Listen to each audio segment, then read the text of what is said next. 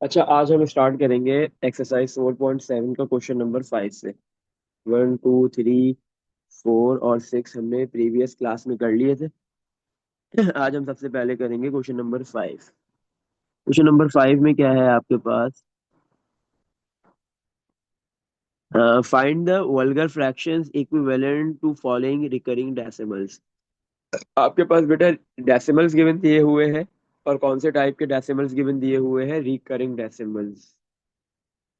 Recurring decimals क्या होता है? डेसिमल के बाद जो है वो कोई एक दो तीन नंबर्स रिपीट होना शुरू हो जाए, एक पर्टिकुलर पैटर्न के साथ चलना शुरू हो जाए, ऐसे ही। तो आपके पास अब रिकरिंग डेसिमल्स गिवन दिए हुए हैं, बोल रहा है इसको कन्वर्ट कर दो फ्रैक्शन में। इसका जो इक्विवेलेंट फ्रैक्शन है वो आपने बनाना है, वो लिखना है। और उसको कहते हैं वल्गर फ्रैक्शन, सही है। अच्छा।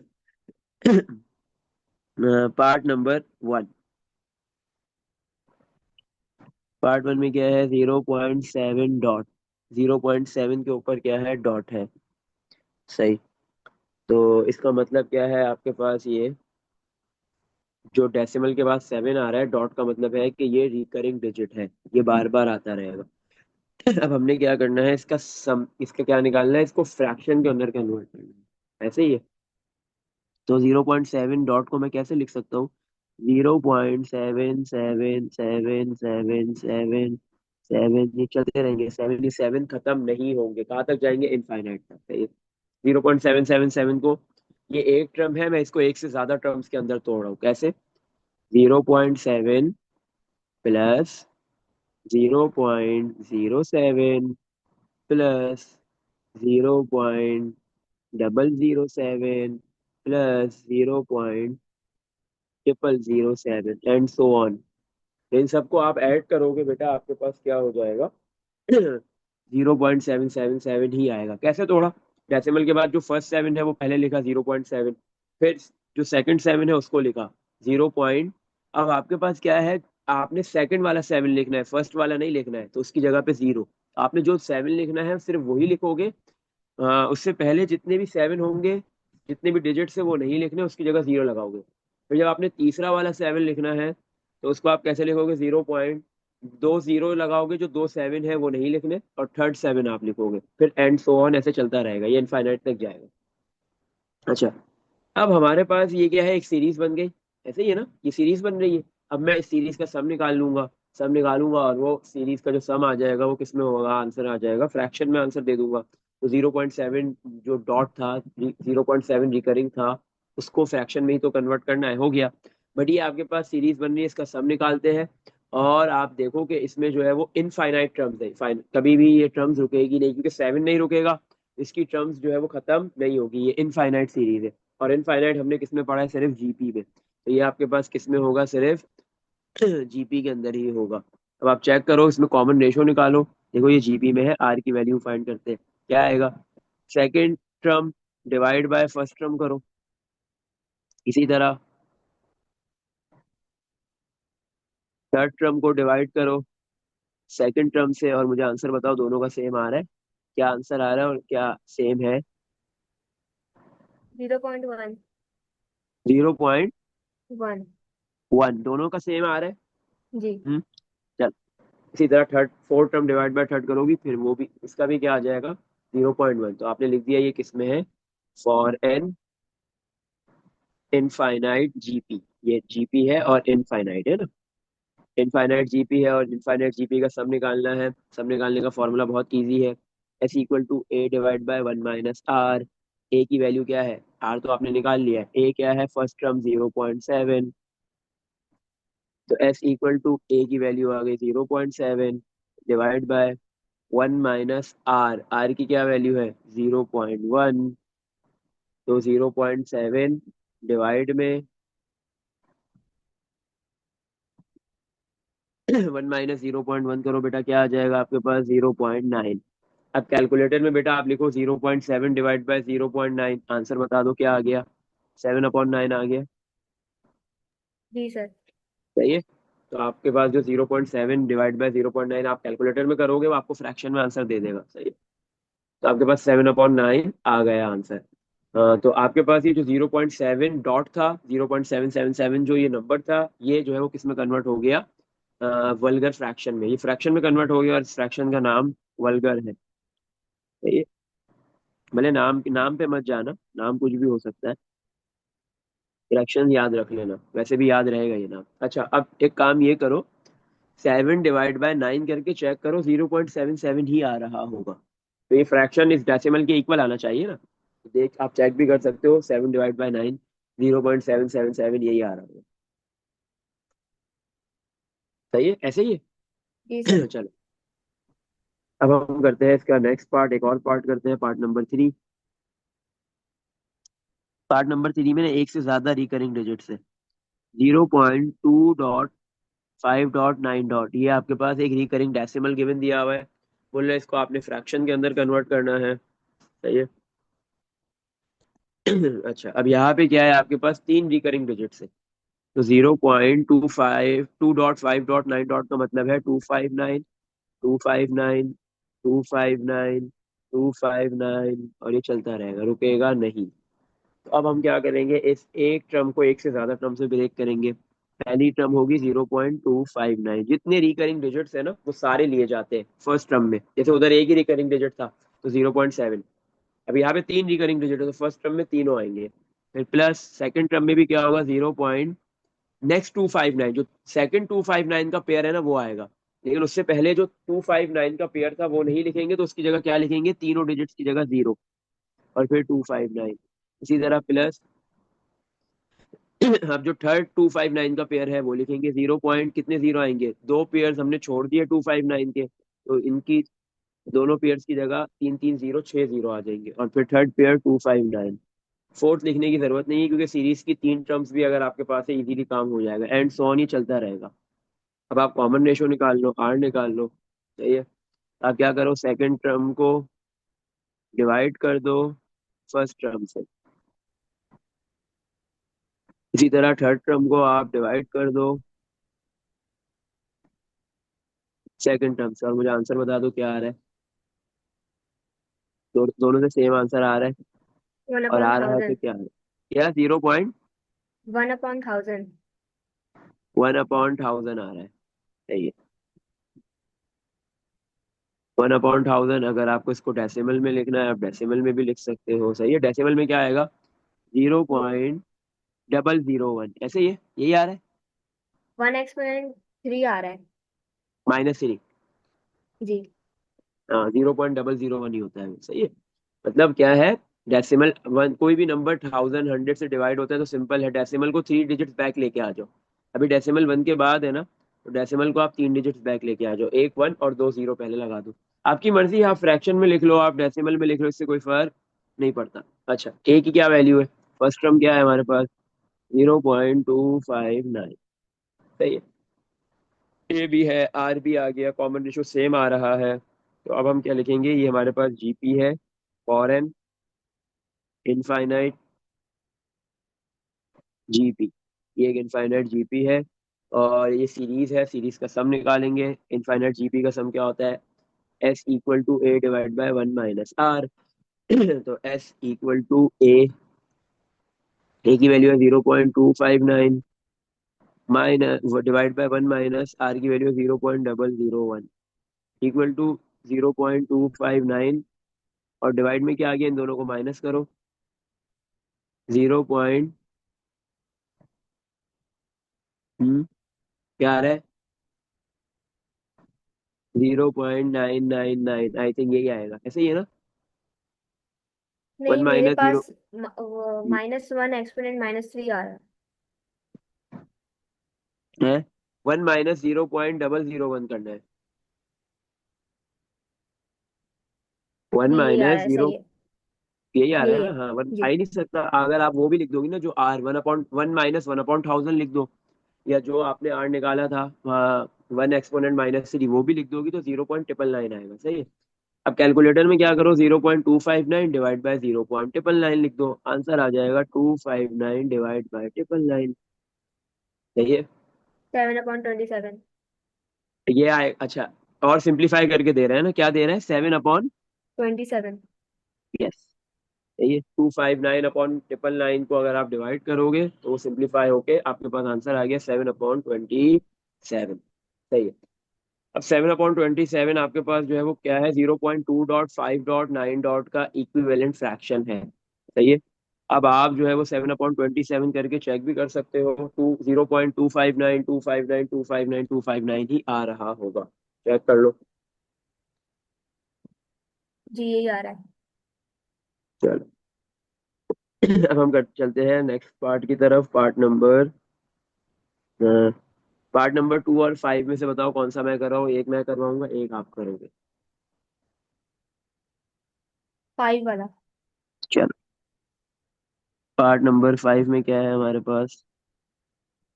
पार्ट 5 में लिखा हुआ है 2.2.3 और पार्ट 2 के अंदर है वो आपका होमवर्क है, पार्ट 2। सही है। पार्ट 2 होमवर्क है, उसमें क्या लिखा हुआ है, 1.7.4 दोनों बेटा। इससे पहले जितने भी नंबर्स को हमने कन्वर्ट किया रिकरिंग डेसिमल्स को फ्रैक्शन में, तो उसमें जो है वो आपके पास क्या था, डेसिमल के बाद एक रिकरिंग डिजिट था, 3 है 2 है। सही है, इधर भी 2 है दोनों में। लेकिन उससे पहले जीरो लिखा हुआ था, बट यहाँ पे जीरो के अलावा नंबर लिखा हुआ है, 1 है 2 है 3 है, मतलब जीरो से बड़ा नंबर, मतलब 1 से बड़ी वैल्यू है ना ये। तो अब कैसे करेंगे वो देखना है। सही है, दोनों पार्ट एक ही मेथड से होंगे, एक ही तरीके से होंगे। अच्छा, तो ये 2.2.3 का मतलब है 2.23, 2 3 2 3, ये चलता रहेगा 2 3, ये 2 3 2 3 चलते रहेंगे इनफाइनाइट तक। अब ये 2.23 को हम कैसे तोड़ेंगे। ये जो डेसिमल से पहले वाला 2 है इसको अलग कर लेंगे, 2 + 0.232323 अगर मैं लिख दूं तो ये क्या बनेगा, 2 + 0.232323 ऐड होकर 2.232323 ही बनेगा। तो डेसिमल से पहले जो नंबर लिखा हुआ था 2 वो हम अलग लिख देंगे, और जो डेसिमल के बाद वाले जो नंबर्स हैं वो सारे हमारे पास एक सीरीज बनाएंगे। तो डेसिमल से पहले जो नंबर 2 लिखा हुआ है वो सीरीज नहीं बनाएगा, वो सीरीज में नहीं आएगा। सही है, वो अलग से रहेगा। हमारे पास जो है वो हमने रिकरिंग डेसिमल्स को फ्रैक्शंस के अंदर कन्वर्ट करना है, तो डेसिमल के बाद जो नंबर्स होंगे वो सीरीज बनाएंगे। सही है, इस चीज का ख्याल रखना है। अच्छा, तो ये 2 प्लस कॉपी कर दिया। अब ये जो 0.23 है हम इसको क्या कर देंगे, 2 3, मतलब आपके पास दो नंबर्स का एक पेयर बन रहा है, इनको सेपरेट कर दो, तोड़ दो डिफरेंट टर्म्स में, एक टर्म को डिफरेंट टर्म में तोड़ दो। 0.23 प्लस 0.0023 जैसे हम ऊपर तोड़ रहे थे, प्लस 0.4023 एंड सो ऑन, ये चलता रहेगा। सही है। तो अब हमारे पास जो है वो एक सीरीज बन गई। सही है, 0.223 उसकी फर्स्ट टर्म है, ए की वैल्यू क्या है, फर्स्ट टर्म क्या है 0.23, कॉमन रेशो निकाल लेते हैं। सेकंड टर्म है 0.0023 divide by first term 0.23 equal to third term 0.4023 divide by 0.0023, और इन दोनों को डिवाइड करो, मुझे आंसर बताओ। सेम ही आंसर आ रहा है, 0.01 आ रहा है।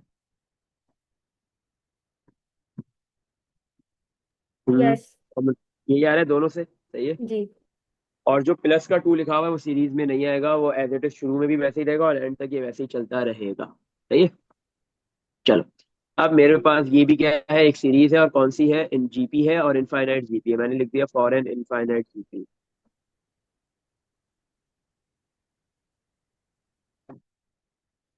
सही है, 1 मिनट रुक जाते हैं, अजान होगी। अच्छा, तो अब हमारे पास यहाँ पे क्या है, ये जो सीरीज बन रही है किसमें है, जीपी में है और इनफाइनाइट जीपी है। तो अब हम इसका सम निकाल लेंगे सीरीज का। इनफाइनाइट जीपी का सम निकालने का फॉर्मूला क्या होता है, S equal to A divide by 1 - R. A की वैल्यू क्या है हमारे पास, ए की वैल्यू है 0.23 डिवाइड बाय 1 - आर की वैल्यू है 0.01। तो एस इक्वल टू 0.23 और डिवाइड में 1 - 0.01 करोगे तो 0.99 आ जाएगा। ऐसे ही है। हम्म, यही होगा। हम्म। जी सर। तो जीरो, सही है। और 0.23 डिवाइड बाय 99 करोगे तो 23/99 हो जाएगी। सही है। जी। कैलकुलेटर में लिखो 0.23 डिवाइड में 0.99, तो 23/99 आ गया। ऐसे ही इसमें देख जी लो कुछ सर। पूछना है। No sir. चलो, तो अब आपके पास ये जो सम आ गया है ये उस सीरीज का है जो 0.2323, मतलब डेसिमल के बाद वाले नंबर्स कन्वर्ट हो गया किसमें, फ्रैक्शन में, 23/99। लेकिन डेसिमल से पहले भी एक नंबर लिखा हुआ था 2। तो आपके पास क्या है, 2 प्लस और जो डेसिमल के बाद जो पूरी सीरीज थी आपने उसको फ्रैक्शन में कन्वर्ट कर दिया, 23/99। सही है। तो अब आपके पास यहाँ पे क्या हो रहा है, 2 और ये फ्रैक्शन ऐड हो रहा है। ऐड करने की कोई नीड नहीं है। जब आपके पास कोई भी एक फ्रैक्शन मिक्स फ्रैक्शन में लिखा हुआ होता है, आपके पास ऐसे लिखा हुआ है, वो 1/5, ये आपके पास मिक्स फ्रैक्शन में है ना, इसका मतलब है कि ये वन होल नंबर इस 1/5 से क्या होता है, ऐड होता है। तो आप सिंपली इसको कैसे करते हो, 1 × 5 करते हो, और फिर जो आंसर आता है उसको ऊपर वाले में ऐड कर देते हो, और फिर 1 × 5 5 +1 6 लिखते हो, और डिवाइड में 5 लिखते हो। तो वो कैसे आता है, 1 + 1/5 करके आता है। सही है, क्योंकि आपके पास मिक्स फ्रैक्शन में होल पार्ट और प्रॉपर फ्रैक्शन के बिटवीन प्लस का साइन होता है। तो इसी तरह अब यहाँ पे भी प्लस का साइन है, तो हम क्या लिख देंगे, हमारे पास सम क्या आ गया, 2 प्लस हटा देंगे 23/99। तो आपके पास ये जो गिवन दिया हुआ था 2.3, 2 पॉइंट क्या दिया हुआ था, 23232323। तो अगर इसको हम फ्रैक्शन के अंदर कन्वर्ट करेंगे तो 2 इसका होल पार्ट बनेगा और 23/9 इसका प्रॉपर फ्रैक्शन बनेगा। तो होल पार्ट और प्रॉपर फ्रैक्शन मिलके क्या बनाता है आपके पास, मिक्स फ्रैक्शन। सही है, तो आंसर किस में आएगा, मिक्स फ्रैक्शन। जब भी आपके पास कोई भी रिकरिंग डेसिमल 1 से बड़ा होगा तो उसका आंसर आप मिक्स फ्रैक्शन में दोगे। इसमें देख लो बेटा, कुछ पूछना है। नो सही है। सर। अब आप कैलकुलेटर में 2 + 23/99 लिख दो, आंसर 2.23232323 आएगा। सही है। अब पार्ट पार्ट जो सेकंड है वो भी बिल्कुल ऐसे ही होगा। चलो चेक करो और मुझे बताओ, आ रहा है ना, ये आंसर आ रहा है।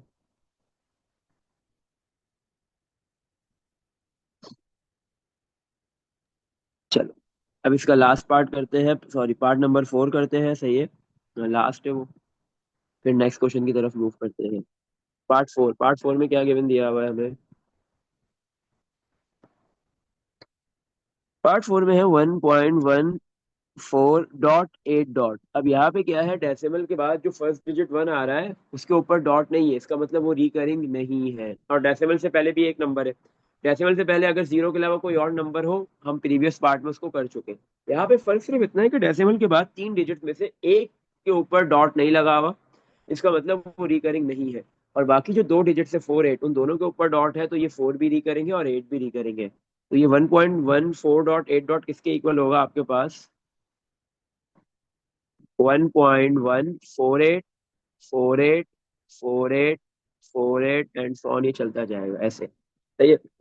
तो इसका मतलब है आपके पास जो है वो 484848, ये 48 रिपीट हो रहा है ना। तो जो रिकरिंग डिजिट से वही आपके पास सीरीज बनाने में आपको हेल्प करेंगे। इसके अलावा जो रिकरिंग डिजिट नहीं है, डेसिमल के बाद हो या डेसिमल से पहले हो, तो याद रखो डेसिमल से पहले कभी भी रिकरिंग डिजिट नहीं आ सकता, ऑलवेज डेसिमल के बाद ही आते हैं। तो डेसिमल के बाद अगर कोई रिकरिंग डिजिट नहीं भी है तो वो भी आपकी हेल्प नहीं करेगा, किसमें, वो भी डेसिमल बनाने में आपकी हेल्प नहीं करेगा। मतलब वो आपके पास जो सीरीज बनाने में हेल्प नहीं करेगा। सही है। तो अब हम इसको नंबर को तोड़ेंगे कैसे, 1.14848484 को ऐसे तोड़ेंगे, डेसिमल से पहले वाला नंबर 1 अलग, प्लस ये जो डेसिमल के बाद जो रिकरिंग डिजिट है इसको भी अलग लिख देंगे, 0.1। ये रिकरिंग डिजिट नहीं है ना, तो इसको अलग लिख दिया 0.1, फिर प्लस। अब रिकरिंग डिजिट्स को हम बना देंगे 0 अब जो है वो जो, अब ये 1 हम नहीं लिखेंगे क्योंकि अब हमने ये 1 नहीं लिखना, ऑलरेडी हम पहले लिख चुके हैं। तो इस 1 की जगह 0, फिर 48। ये पहली सीरीज, ये पहली टर्म बनी है सीरीज की जो रिकरिंग डिजिट की है। फिर नेक्स्ट 0 फिर अब कितने, एक 1 की जगह 0 आएंगे और एक 4 और 8 की जगह 0 आया, फिर 48। फिर प्लस थर्ड टर्म कैसे बनेगी इसकी, 0.1 की जगह 0, 48 की जगह 0, सेकंड पेयर ऑफ 48 की जगह 0, और फिर 48। तो आपके पास जो सीरीज बन रही है वो ये है सीरीज, ये आपके पास सीरीज है। सही है, जो जीपी के अंदर होगी 1 और 0.1 ये सीरीज में नहीं है बिल्कुल भी। चलो, तो अब हम क्या करते हैं यहाँ पे, हमारे पास जो है वो फर्स्ट टर्म क्या है सीरीज की, 0.048। कॉमन रेशो कैसे आ जाएगा, second term 0.0004 divide by first term 0.048 equal to third term 0.5048 divide by second term 0.000। 48। सही है। अच्छा, तो आर इक्वल टू बेटा डिवाइड करो और रेशो जीरो बताओ पॉइंट क्या जीरो आ वन रहा है। 01। 0.01 दोनों से सेम आ रहा है, यही आ रहा है। जी।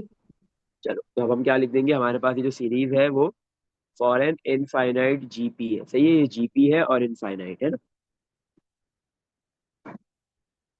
तो इनफाइनाइट जीपी है तो सीरीज है, इसका सम निकाल लेंगे, S equal to A divide by 1 - R. A की वैल्यू आई है आपके पास 0.048, और डिवाइड में आपके पास क्या है 1 माइनस आर की वैल्यू है 0.01। तो 0.048 कॉपी, और डिवाइड में आ जाएगा 1 - 0.01, 0.99 होगा। जी ऐसे ही है। सर। अब इन दोनों को बेटा डिवाइड करके आंसर बता दो, कैलकुलेटर में लिखो 0.048 डिवाइड बाय 0.99, आंसर क्या आ रहा है फ्रैक्शन में। 8/165। 8/165, 165। यही बोल रही हो। सही है, इसने जी। सिंप्लीफाइड फॉर्म में दिया हमें। सही है। लेकिन हमारे पास जो रिकरिंग डेसिमल नंबर गिवन दिया हुआ था, उसमें शुरू में दो टर्म्स और भी है। सही है ना, 0.048 से शुरू नहीं हो रहा, बल्कि 0.1 और 1 प्लस भी होगा। तो आपके पास 1 प्लस 0.1 प्लस 8/165, 8/165, ये आपके पास क्या है, ये जो सीरीज बन रही थी, इस सीरीज का सम है, इस सीरीज की एडिशन है। सही है। हाँ, इस सीरीज की हर टर्म को ऐड करके आपने आंसर लिया है 8/165। सही है। तो अब देखो इसमें जो होल पार्ट है 1, आपके पास जो 1 लिखा हुआ है वो तो होल पार्ट है, लेकिन जो 0.1 लिखा हुआ है ये होल पार्ट नहीं होगा। हमने लिख दिया 1 प्लस, अब कैलकुलेटर में आप 0.1 प्लस 8/165 करो और आंसर बताओ क्या आ रहा है, फ्रैक्शन में बताना। हम्म। सर क्या करना है? 0.1 प्लस 8/165 करना है, ये करना पड़ेगा आपको, क्योंकि इधर 1 तो होल आपके पास पार्ट है, होल नंबर है, तो हम इसको जो है वो मिक्स फ्रैक्शन में लिख देंगे, लेकिन 0.1 डेसिमल में है। तो हमारे पास जो है वो 0.1 और ये जो 8/165 है, इन दोनों को ऐड कर देंगे हम। फोर्टी इसका नाइन आंसर बता। अपॉन 49/330। 330, सही है। तो हमारे पास देखो बेटा 49/330, एक इम्प्रॉपर फ्रैक्शन आ गया और एक होल पार्ट आ गया, दोनों के बीच प्लस का साइन है, तो हम कैसे लिख सकते हैं, होल पार्ट 1 और 49/330, ये इसका आ गया प्रॉपर फ्रैक्शन। तो होल पार्ट आ जाए और प्रॉपर फ्रैक्शन आ जाए तो फिर ये मिक्स फ्रैक्शन बन जाता है। तो अब हमारे पास जो ये 1.14.8 गिवन दिया हुआ था, इसको हमने कन्वर्ट कर दिया वल्गर फ्रैक्शन में, क्या आ गया 149/330। 1 से बड़ा था ना, तो ये आपके पास मिक्स फ्रैक्शन में आंसर आएगा, और 1 से छोटा होगा बेटा तो फिर प्रॉपर फ्रैक्शन में आएगा। प्रॉपर फ्रैक्शन में क्या होता है, न्यूमिनेटर छोटा डिनोमिनेटर बड़ा होता है। पार्ट 1 और 2 का आंसर देख लो, न्यूमिनेटर छोटा है डिनोमिनेटर बड़ा है। सही है।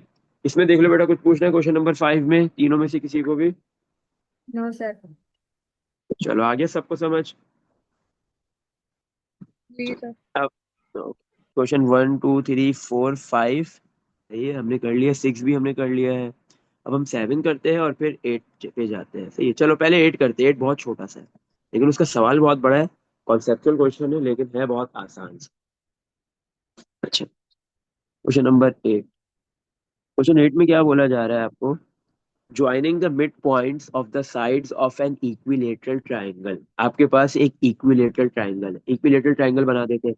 आपको पता है ना, इक्विलेटरल ट्राइंगल एक ऐसे टाइप का ट्राइंगल होता है जिसकी तीनों साइड्स आपस में इक्वल होती है। ऐसे ही ये बन गया इक्विलेटरल ट्राइंगल। सही है। एक ऐसे टाइप का ट्राइंगल जिसकी तीनों sides, all three sides are equal in length, जिसकी तीनों साइड्स लेंथ के लिहाज से इक्वल हो, उस ट्राइंगल को कहते हैं इक्विलेटरल ट्राइंगल। हमने एक इक्विलेटरल ट्राइंगल बना दिया। अब बोल रहा है joining the mid points of the sides of an equilateral triangle. आपके पास एक इक्विलेटरल ट्राइंगल है, इक्विलेटरल ट्राइंगल में कितनी साइड्स है, 3। इन तीनों साइड्स का एक, हाँ मतलब हर एक साइड का एक मिड पॉइंट है। मतलब मिड पॉइंट कहाँ पे होगा, साइड के बिल्कुल मिड में, हर साइड के मिड में। सही है ना, ये मिड पॉइंट हो गया, ये मिड पॉइंट हो गया, ये मिड पॉइंट हो गया। सही है। तो आपके पास इक्विलेटरल ट्राइंगल है, उनके तीनों साइड के मिड पॉइंट्स है, आप मिड पॉइंट्स को ज्वाइन करो। Joining the mid points of an equilateral triangle का क्या मतलब है, इक्विलेटरल ट्राइंगल के तीनों मिड पॉइंट्स को आप ज्वाइन करो, तो फिर आपके पास क्या हो गया, एक और ट्राइंगल बन गया, अंदर एक और ट्राइंगल बन गया। सही है। इक्विलेटरल ट्रायंगल के तीनों साइड्स के मिड पॉइंट्स को ज्वाइन करके एक और ट्रायंगल बन गया। तो वो क्या बोल रहे हैं, an equilateral triangle having half the perimeter of the original triangle. आपके पास अंदर जो ट्रायंगल बनेगा वो भी इक्विलेटरल ट्रायंगल ही होगा। अंदर जो ट्रायंगल बनेगा वो भी क्या होगा, इक्विलेटरल ट्रायंगल ही होगा। सही है। एक चीज इसने वर्ड यूज किया, पेरीमीटर। पेरीमीटर क्या होता है, पेरीमीटर आपके पास होता है सम ऑफ, क्या कहते हैं, length of all sides. Triangle की कितनी साइड्स है, तीन, तो तीनों साइड्स की लेंथ को सम कर दोगे तो क्या आ जाएगा, पेरीमीटर। सही है, पेरीमीटर ये होता है। ट्राइंगल की जो फर्स्ट साइड है ए, सेकंड बी, सी, तो ए प्लस बी प्लस सी आपके पास क्या हो गया, तीनों साइड्स की लेंथ को ऐड कर दोगे, पेरीमीटर आ जाएगा।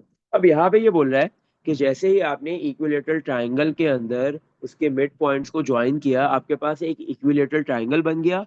Half the perimeter of the original triangle is obtained. जो ये बाहर वाला इक्विलेटरल ट्राइंगल है, इसका जितना पेरीमीटर है, अंदर वाले ट्राइंगल का पेरीमीटर उससे आधा होगा, हाफ होगा। अगर बाहर वाले ट्राइंगल का पेरीमीटर 10 है तो अंदर वाले का 5 होगा। सही है। ये मकसद, ये बताने का मकसद है, इसको मकसद है इसका। सही है। अच्छा, we form a sequence of nested equilateral triangle in this manner. और इन दिस मैनर में मतलब इस तरीके से आप बहुत ज्यादा इक्विलेटरल ट्राइंगल्स बनाते जा रहे हो। अब जो अंदर ट्राइंगल है ये भी इक्विलेटरल है, इसके आप क्या करो, मिड पॉइंट्स को ज्वाइन करोगे तो फिर अंदर एक और इक्विलेटरल ट्राइंगल बन जाएगा। तो जो सेकंड ट्राइंगल है उसका जितना पेरीमीटर है 5, अगर, तो फिर उसके अंदर जो थर्ड ट्राइंगल बन रहा है उसका पेरीमीटर फिर आधा होगा, हाफ होगा, 2.5। सही है। तो इसी तरह ये चलता रहेगा, इस मैनर में आप इक्विलेटरल ट्राइंगल्स अंदर बनते रहेंगे। तो आपको ये हाफ जो वैल्यू गिवन दे दी, क्या है, this is the ratio, common ratio given दे दिया ना, कि आपके पास हर न्यू ट्राइंगल का पेरीमीटर क्या है, 1/2 से मल्टीप्लाई हो रहा है। 1/2 मीन्स हाफ, हाफ मतलब 0.5।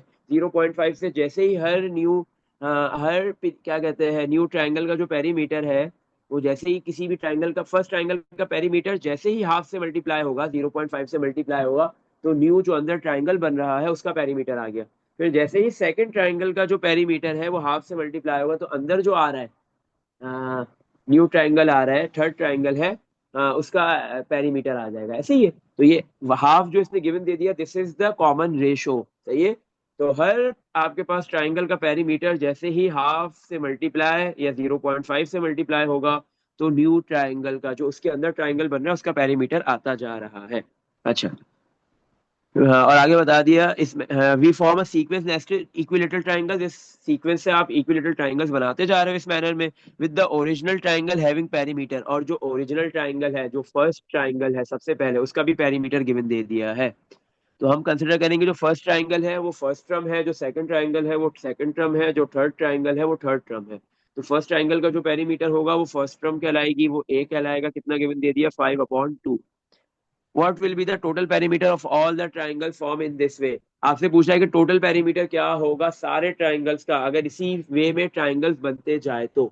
आपको ये बताया गया है कि कितने ट्राइंगल्स बन रहे हैं, सवाल में कहीं बताया है कि 10 ट्राइंगल्स बन रहे हैं, 20 बन रहे हैं, 30 बन रहे हैं, बोल रहे हैं नहीं, ऐसे बनते जाएंगे, रुकेंगे ही नहीं, इनफाइनाइट बनेंगे। तो ये तो नंबर ऑफ टर्म्स गिवन नहीं दिए हुए, नंबर ऑफ ट्राइंगल्स गिवन नहीं है, इसका मतलब ये इनफाइनाइट जीपी है आपके पास, क्योंकि आपके पास जो फर्स्ट ट्राइंगल फर्स्ट टर्म बन रही है, second triangle second term, third triangle third term, and so on. सही है। और आपको क्या बोला गया है यहाँ पे, आपको फाइंड क्या करना है, ये जितने भी ट्राइंगल्स बनेंगे उन सारे ट्राइंगल्स के का टोटल पेरीमीटर निकालना है। तो टोटल पेरीमीटर में क्या होगा, अगर कंसिडर करो कि 50 ट्राइंगल बन रहे हैं, तो आप 50 ट्राइंगल के पेरीमीटर्स को ऐड कर दोगे, सम कर दोगे, तो यहाँ पे आपको सम निकालना है। और नंबर ऑफ ट्राइंगल्स नहीं बताए हुए, तो इनफाइनाइट ट्राइंगल्स बन रहे हैं, उसका सम निकालना है। उसके लिए आर और ए गिवन दे दिया। और इनफाइनाइट का सम निकालने का फॉर्मूला आपने सिर्फ जीपी में पढ़ा है, S equal to A divide by 1 - R. सही है। तो आप लिख दोगे ये आपके पास इनफाइनाइट जीपी है। सही है, फॉर एन इनफाइनाइट जीपी। हाँ, ए की क्या वैल्यू है आपके पास, ए की वैल्यू गिवन दी हुई है 5/2, डिवाइड ऐसे लिख लो, 1 - आर, आर की वैल्यू है 1/2। 5/2 डिवाइड बाय 1 - हाफ करेंगे, 1/2 आ गया। 5/2 मल्टीप्लाई करेंगे तो ये 2/1 हो जाएगा। 1/2 रेसिप्रोकल हो गया 2/1, 2 से 2 कैंसिल, आंसर क्या आ गया, 5/1 मतलब 5। तो आपके पास ये जितने भी ट्राइंगल्स है उन सबके पेरीमीटर का सम टोटल कितना आ जाएगा, 5 आ जाएगा। इसमें देख लो बेटा, कुछ पूछना है, ये सवाल समझ में आ गया। हम्म, नो सर। चलो लास्ट क्वेश्चन पे चलते हैं, क्वेश्चन नंबर 7। क्वेश्चन 7 में क्या बोला जा रहा है आपके पास, the sum of an infinite geometric series. आपके पास क्या है, एक इनफाइनाइट जियोमेट्रिक सीरीज सवाल में ही बोल दिया है, सही है, infinite geometric series. For an infinite GP, geometric series पूरा लिख दो या जीपी लिख दो, मतलब जियोमेट्रिक प्रोग्रेशन है और उसमें सीरीज है, सही है। इनफाइनाइट जियोमेट्रिक सीरीज है, the sum of infinite geometric series. आपके पास जो इनफाइनाइट जियोमेट्रिक सीरीज है उसका सम, इनफाइनाइट जियोमेट्रिक सीरीज क्या होती है, फर्स्ट टर्म होती है A, second term A R, third term A R square, ऐसे ही होती है ना। और इनफाइनाइट है तो मतलब इसकी लास्ट टर्म नहीं होगी, चलती जाएगी, सही है। इनफाइनाइट जियोमेट्रिक सीरीज है ये, इसका सम निकालेंगे, सही है।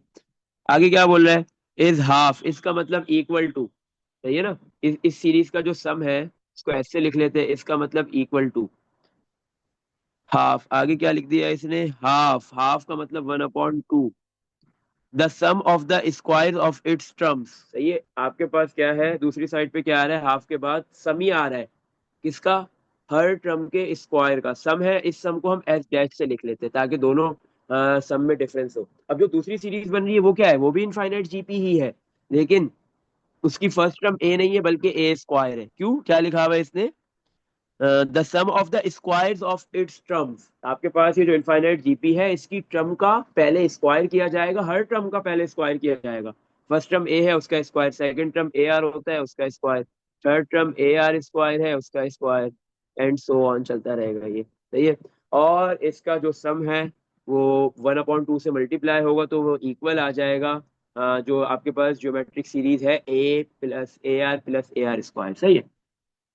तो आपके पास जो सेकंड ज्योमेट्रिक सीरीज बन रही है वो क्या है, उसमें हर टर्म का जो ज्योमेट्रिक सीरीज होती है उसकी हर टर्म का क्या है, स्क्वायर है, सही है। और कंडीशन क्या गिवन दे दी कि आपके पास जो ओरिजिनल ज्योमेट्रिक सीरीज है उसका सम इक्वल है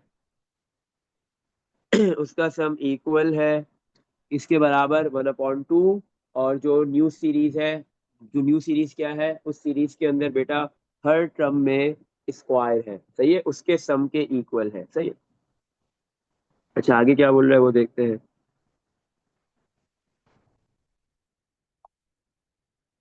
आगे क्या बोल रहा है, if the sum of its first two terms, और आपके पास ये जो ज्योमेट्रिक सीरीज है, इनफाइनाइट ज्योमेट्रिक सीरीज है, उसकी फर्स्ट टू टर्म्स का सम भी गिवन दे दिया। If the sum of its first two terms, first two terms कौन कौन सी होती है, फर्स्ट टर्म बेटा आपके पास होती है ए और सेकंड टर्म होती है A R. First two terms में एक ए आती है और सेकंड आती है ए आर। इन दोनों टर्म्स का बेटा आपके पास सम क्या है, सम गिवन दिया हुआ है 4 1/2। क्या गिवन दिया हुआ है, 4 1/2। First term A second term A R, इन दोनों को प्लस करोगे इसका सम आएगा 4 1/2। तो बोल रहा है find the series, series find करके बताओ, सीरीज बनानी है यहाँ पे। तो सीरीज की हमें क्या निकालनी है, शुरू की तीन टर्म्स निकालनी है, सही है। तो तीन टर्म्स निकालने के लिए हमें ए चाहिए और आर चाहिए, सही है। कोई भी टर्म के लिए निकालनी, फाइंड करनी हो किसी भी सीरीज की जीपी की, तो आपको ए और आर चाहिए होता है। और आपको ए आर निकालने के लिए दो कंडीशंस गिवन दे दी, एक फर्स्ट टू टर्म्स का जो सम है वो 4 1/2 के इक्वल है, और दूसरा आपके पास जो इनफाइनाइट जियोमेट्रिक सीरीज है उसका सम बराबर है 1/2। और इनफाइनाइट जियोमेट्रिक सीरीज एक और है, वो सीरीज कैसे बन रही है, एक्चुअल जो सीरीज होती है ओरिजिनल सीरीज उसकी हर टर्म का स्क्वायर कर दिया जाएगा, सही है। अब आओ हम यहाँ से ए और आर फाइंड करते हैं, दो इक्वेशंस है, हमने ए और आर फाइंड करना है। कैसे फाइंड करेंगे वो देखो। सबसे पहले हम यहाँ पे कर लेते हैं एस, ये जो एस है ये कौन सी सीरीज का सम है, ये ऊपर जो बनी हुई है। और ये एस डैश कौन सी सीरीज का सम है, ये वाली सीरीज का। इन दोनों सीरीज का हम सम निकालते हैं, तो उसके लिए ये दोनों इनफाइनाइट सीरीज है तो सम निकालने का फॉर्मूला होगा S equal to A divide by 1 - R. पहले हम जो है वो एस की वैल्यू निकालते हैं, तो ए की वैल्यू है ए और आर की वैल्यू है, आर निकाल लेते हैं, second term A are divide by A first term, third term A R square divide by second term A are. तो हमारे पास आर क्या आ गया, ए से ए कैंसिल, ए से ए, एक आर से आर कैंसिल, आर ही आ रहा है, कॉमन रेशियो आर ही आ रहा है, सही है। तो एस क्या हो गया हमारे पास, एस इक्वल टू ए की वैल्यू ए है डिवाइड में 1 - आर की वैल्यू आर है, सही है। तो एस की वैल्यू आ गई। अब एस डैश निकालेंगे, एस डैश निकालने के लिए भी यही फॉर्मूला यूज करेंगे, ए डिवाइड बाय 1 - आर। लेकिन एस डैश निकालने के लिए हमारे पास जो फर्स्ट टर्म है वो जो फर्स्ट टर्म है वो क्या है हमारे पास, ए स्क्वायर, और कॉमन रेशो क्या आ रहा है, second term A R square divide by A square. इसी तरह third term A R square का square divide by second term A R का होल स्क्वायर। सही है।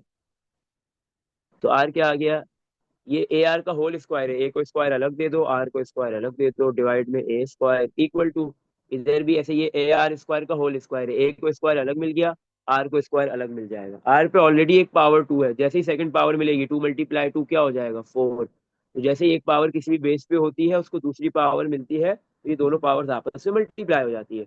और डिवाइड में ए आर का होल स्क्वायर है, ए स्क्वायर आर स्क्वायर हो जाएगा, ए स्क्वायर से ए स्क्वायर कैंसिल, यहाँ भी ए स्क्वायर से ए स्क्वायर कैंसिल, और आर स्क्वायर से आर स्क्वायर कैंसिल। तो दोनों रेशो से आर, कॉमन रेशो की वैल्यू आर स्क्वायर ही आ रही है। अब इसका सम निकाल लेते हैं, एफ डैश लिखेंगे, ए की value A square divide by one minus R की वैल्यू आर स्क्वायर। सही है। अब हमें इक्वेशन क्या गिवन दी हुई है कि एस बराबर है one upon two S dash के, एस की वैल्यू है A divide by one minus R equal to one upon two S dash की वैल्यू है A square divide by one minus R square. अब यहाँ से हमारे पास एक इक्वेशन बनेगी, सही है, जिससे हम ए या आर की वैल्यू फाइंड करने की कोशिश करेंगे। सही है। और सेकंड इक्वेशन के बनाने के लिए उसने हमें कंडीशन गिवन ऑलरेडी दी हुई है कि दो फर्स्ट टू टर्म्स का सम फोर वन अपॉन टू के बराबर है। फर्स्ट टर्म ए है, सेकंड टर्म ए आर है, इन दोनों टर्म्स का सम फोर वन अपॉन टू के इक्वल है। सही है। तो ए प्लस ए आर में कुछ कॉमन आ गया, यस ए कॉमन आ गया, क्या बचा, one plus R equal to, ये आपके पास मिक्स फ्रैक्शन है, इसको इम्प्रॉपर में कन्वर्ट करो, कैसे, फोर मल्टीप्लाई टू एट, और फिर जो भी आंसर आएगा एट आ गया वो वन में ऐड हो जाएगा, ऊपर वाले नंबर में नाइन, ऊपर नाइन आ जाएगा और डिवाइड में टू आ जाएगा। डिनोमिनेटर में जो होता है वो कॉपी कर दिया जाता है। सही। अब इसी तरह इधर थोड़ी सी सिंप्लीफिकेशन करते हैं, ये वन माइनस आर स्क्वायर यहाँ पे डिवाइड में इधर आके मल्टीप्लाई हो गया, वन माइनस आर स्क्वायर। इसी तरह टू भी डिवाइड में है, टू भी आके मल्टीप्लाई हो गया, और डिवाइड में क्या लिखा हुआ है, one minus R equal to A square. ये ए इधर लेफ्ट पे ऊपर है, राइट पे नीचे आ जाएगा, एक ए से एक A cancel, two one minus R square, one minus R square क्या हो जाएगा, ये फॉर्मूला आइडेंटिटी बन जाएगी कौन सी, वन को आपको पता है वन के ऊपर अगर कुछ भी नहीं है पावर तो आप अपनी मर्जी से कुछ भी लगा सकते हो, क्योंकि वन के ऊपर स्क्वायर हो तो भी वन के इक्वल होता है, क्यूब हो तो भी वन के इक्वल होता है, तो मैंने इसके ऊपर स्क्वायर लगा दिया। तो ये बन गया फॉर्मूला ए स्क्वायर माइनस बी स्क्वायर। ए स्क्वायर माइनस बी स्क्वायर किसके बराबर होता है, ए माइनस बी, ए प्लस बी। ए की वैल्यू है वन और बी की वैल्यू है आर, और डिवाइड में one minus R copy, equal to A square divide by A किया तो ए के इक्वल आ गया, वन माइनस आर ऊपर भी है वन माइनस आर नीचे भी है, कैंसिल हो गया। सही है। अच्छा तो अब आपके पास क्या हुआ, two multiply one plus R किसके इक्वल आ गया, ए के। सही है। तो ए की वैल्यू क्या मिल रही है हमें, two multiply one plus R. सही है। तो अब हम क्या करते हैं, यहाँ से वन प्लस आर की वैल्यू निकाल लेते, जो ऊपर फर्स्ट इक्वेशन थी, one plus R, A multiply हो रहा है दूसरी साइड पे जाके डिवाइड हो जाएगा, डिवाइड कर दिया, nine divide by two, two के पास ए आ गया, तो two multiply one plus R की जगह क्या लिख देंगे हम, nine upon two A equal to A. तो ये टू से two cancel, nine equal to A divide में दूसरे ए के पास जाके मल्टीप्लाई, ए स्क्वायर किसके बराबर हो गया, नाइन के। तो ए की वैल्यू क्या आ गई, स्क्वायर हटाने के लिए दोनों साइड पे आपने स्क्वायर रूट ले लिया, प्लस भी आता है और माइनस भी आता है, स्क्वायर रूट कैंसिल, ए की वैल्यू आ गई प्लस माइनस, नाइन का रूट क्या होता है, थ्री। ए की दो वैल्यूज आ रही है, एक प्लस और एक माइनस। सही है। चलो अब आर की वैल्यू निकालने के लिए आप सिंपली यहाँ पे ए की वैल्यू पुट कर दो, तो one plus R equal to nine divide by two A, A की वैल्यू क्या है, प्लस थ्री है और एक माइनस थ्री है, दोनों अलग अलग पुट करनी पड़ेगी। सही है। एक साथ कर देते हैं फिर आगे जाके अलग अलग कर देंगे, प्लस माइनस थ्री। तो आर फाइंड करना है, प्लस का वन है लेफ्ट पे, राइट पे जाके क्या हो जाएगा, माइनस का, nine divide by to multiply by three six हो जाएगा, प्लस माइनस नीचे लिखा हुआ है ऊपर लिख दो। अब आपके पास जो है वो नाइन अपॉन सिक्स आप करोगे तो आ जाएगा three upon two minus one. सही है। अब जो थ्री अपॉन टू है ये प्लस का भी है और माइनस का भी है, एक मरतबा प्लस का ले लेंगे और दूसरी मरतबा माइनस का ले लेंगे। तो कैलकुलेटर में three upon two minus one करोगे वन अपॉन टू आ गया, और -3/2 -1 करोगे -5/2 आ जाएगा। आर की भी दो वैल्यूज आ गई, ए भी दो आ गए, आर भी दो आ गए। अब हम इजीली क्या बना लेंगे, एक सीरीज बना लेंगे। सीरीज में हमें सिर्फ तीन टर्म्स शुरू की निकालनी है, बाकी कोई भी टर्म निकालने की नीड नहीं है। तो हम कैसे बनाएंगे, पहले व्हेन ए की वैल्यू क्या है, अगर ए की वैल्यू बेटा 3 है तो आर की वैल्यू 1/2 आएगी, क्योंकि ए पॉजिटिव है तो आर भी पॉजिटिव आएगा। और अगर आपके पास ए की वैल्यू नेगेटिव होगी तो आर की वैल्यू भी नेगेटिव आएगी। सही है। अच्छा, तो हमने ए की वैल्यू 3 और आर की जगह पे 1/2 पुट करेंगे। सबसे पहले फर्स्ट टर्म निकालेंगे, फिर सेकंड टर्म ए आर, और फिर third term A R square. A की वैल्यू 3, फर्स्ट टर्म आ गई 3, सेकंड टर्म ए की वैल्यू है 3 और आर की वैल्यू 1/2, 3 मल्टीप्लाई 1/2 3/2 हो गया। ए की वैल्यू 3, आर की वैल्यू 1/2, उसका स्क्वायर। तो 3 1/2 का स्क्वायर क्या हो जाएगा, 1/4। तो ये हो गया 3/4। सही है। तो आपके पास सीरीज क्या बन रही है, फर्स्ट टर्म है 3, सेकंड टर्म है 3/2, थर्ड टर्म है 3/4। और इन सारी टर्म्स के बिटवीन साइन क्या आएगा, प्लस, क्योंकि आपने सीरीज बनानी है। सही है। अच्छा, इसी तरह अब हम ए और आर की नेगेटिव वैल्यूज पुट करेंगे। व्हेन ए की वैल्यू है हमारे पास 3, तो आर की वैल्यू क्या होगी, सॉरी, ए की वैल्यू -3, तो आर की वैल्यू होगी -5/2। सही है। चलो, तो अब भी शुरू की तीन टर्म्स निकालेंगे, ए आर स्क्वायर। ए की वैल्यू है -3, ए की वैल्यू -3 और आर की वैल्यू -5/2। तो minus minus plus, 3 multiply 5 15/2। Third, A की वैल्यू -3, आर की वैल्यू -5/2 का स्क्वायर। -3 -5/2 का स्क्वायर करोगे तो माइनस का स्क्वायर प्लस 5 का 25, और डिवाइड में 2 का स्क्वायर 4। इसको मल्टीप्लाई कर दो, -3 × 25 75 डिवाइड बाय 4। सेकंड सीरीज आपके पास क्या बन रही है, -3 15/2 सेकंड टर्म, थर्ड टर्म -75/4। और हर टर्म के बिटवीन आप क्या लिख दो, प्लस का साइन। तो ये आपके पास जो है वो सेकंड सीरीज बन गई। इसमें देख लो बेटा, कुछ पूछना है तो उसने बोला था सीरीज बनाओ, हमने शुरू की, तीन टर्म्स निकाल के सीरीज की फॉर्मेशन में लिख दिया। और कैसे निकाली, फर्स्ट थ्री टर्म्स ए आर और ए आर स्क्वायर की मदद से। सही है ना, फर्स्ट टर्म ए आर होती है, सेकंड ए आर होती है, second term, third term A R square होती है। हमने फाइंड कर लिया उसके लिए ए आर, हमने फाइंड कर लिया कैसे, जो उसने हमें दो कंडीशंस गिवन दी हुई थी। इसमें देख लो बेटा, कुछ पूछना है। No sir. बुक में मेरे ख्याल में पहला वाला आंसर होगा, दूसरा वाला शायद नहीं होगा। सही है। हम्म, चलो, यहाँ पे बेटा आपके पास जो है वो सारे क्वेश्चन हो गए। सही है। 8 भी हो गया है। सही है, सारे क्वेश्चन हो गए इसके। सही है। अच्छा, अब एक एग्जाम्पल है बेटा, एग्जाम्पल 2। वो थोड़ी सी डिफरेंट, एग्जाम्पल 1 तो आप कर लोगे, एग्जाम्पल 2 करनी है। सही है। एग्जाम्पल 2, बाकी सारे आसान है, जितनी भी एग्जाम्पल्स है बाकी सारी इस चैप्टर की हर एक्सरसाइज से पहले जो एग्जाम्पल्स होती है वो मुश्किल नहीं है, आसान ही है। एग्जाम्पल 2,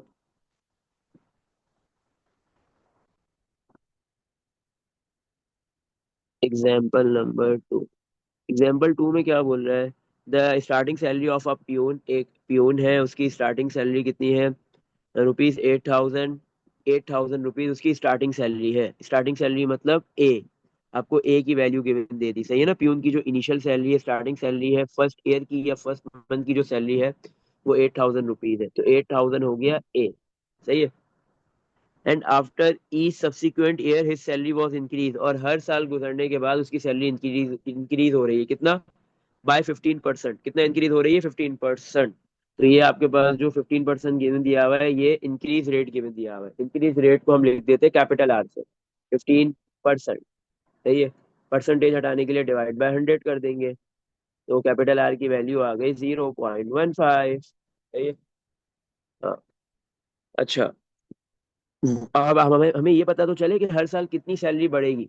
इनिशियल अमाउंट कितनी है, 8,000, फर्स्ट ईयर की सैलरी। ये मंथली सैलरी नहीं है, क्योंकि आगे जो लिखा हुआ है, what total amount of salary he got for the first 12 years. 12 साल के गुजरने के बाद उसको टोटल कितनी सैलरी मिल रही है वो बतानी है। सही है।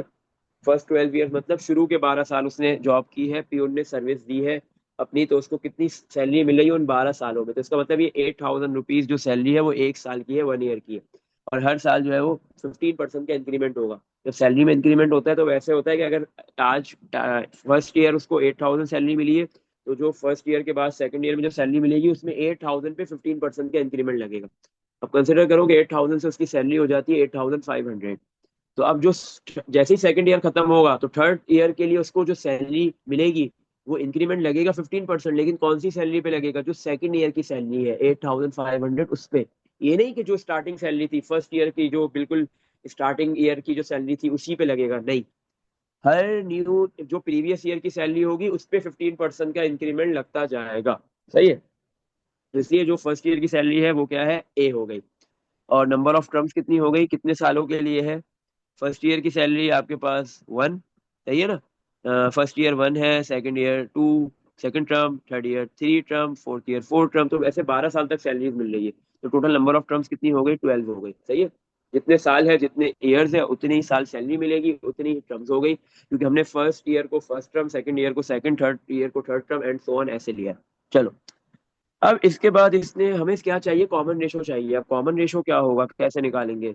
अच्छा बेटा, अब कॉमन रेशो में क्या है? ये जो कैपिटल है, ये जो 15% का इंक्रीमेंट हो रहा है ना, ये कॉमन रेशो नहीं है। ये इसने इंक्रीज बता दिया है कि कितना है, उसको हमने जब भी कैपिटल आर से लिखा है कि हर साल कितना इंक्रीज होगा। हर साल जो इंक्रीज होगा वो प्रीवियस अमाउंट की बेस पे होगा। ऐसे ही है ना?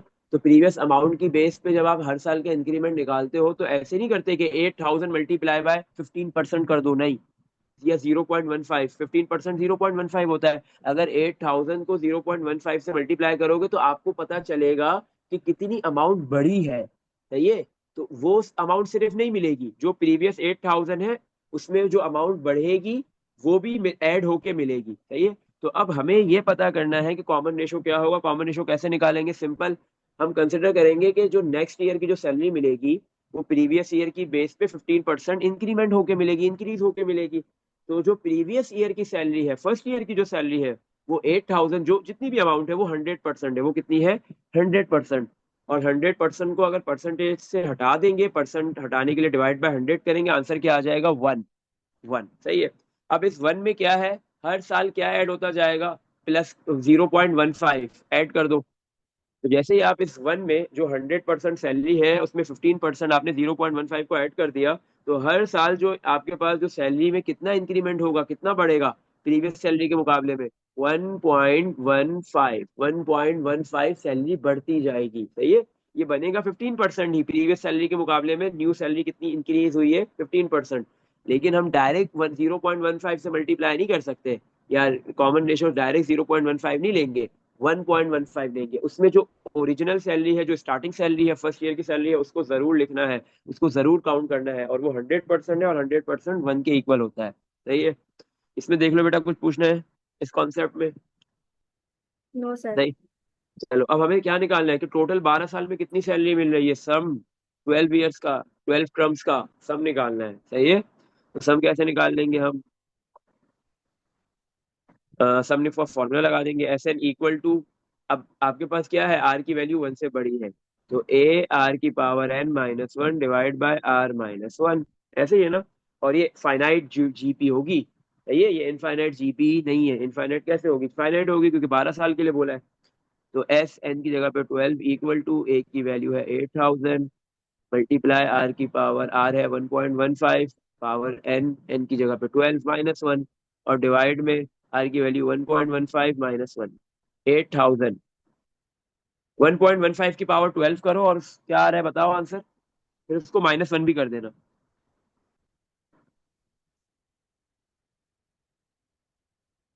हम्म। 1.15 की पावर 12।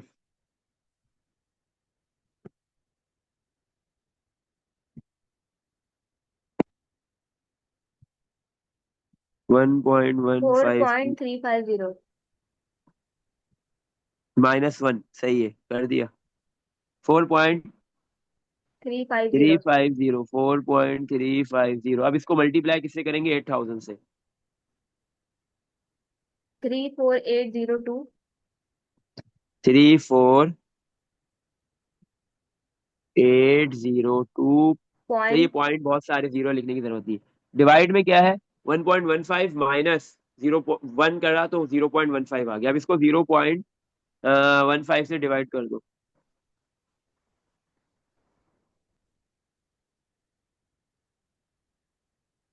232,013 एक मिनट, क्या आ गया? 232 232,013 zero one three point. Point 33। सही है, तो जी। इतने रुपीज जो है वो उसको 12 साल की सर्विस के अंदर मिलेंगे। सही है, कितने हो गए? 22,32,013 रुपीज, ऐसे ही है। अभी अमाउंट क्यों बहुत कम है? क्योंकि उसके साल की सैलरी भी तो देखो कितनी कम है, 8,000 रुपये सैलरी है पूरे साल की। सही है, इसमें देख लो बेटा, कुछ पूछना है? No sir. चल, यहाँ पे 4.7 खत्म, और साथ में जीपी ज्योमेट्रिक प्रोग्रेशन भी खत्म हो गई। अब नेक्स्ट क्लास में हम एचपी हार्मोनिक प्रोग्रेशन स्टार्ट करेंगे। सही है।